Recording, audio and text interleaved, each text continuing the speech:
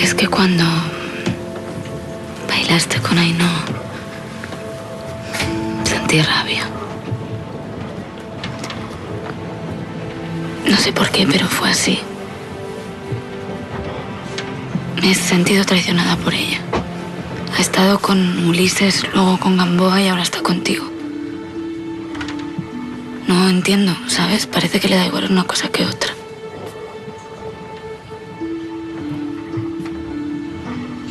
Cuando os besasteis sentí celos.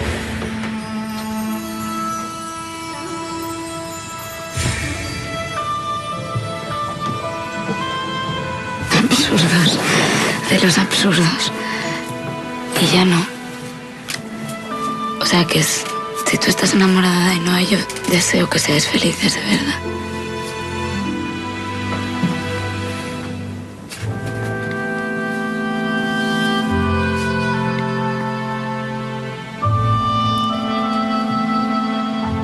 Pero yo no estoy enamorado de Ainhoa.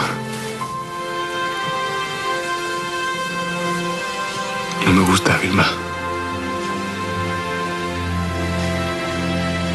No sé ella la que me gusta.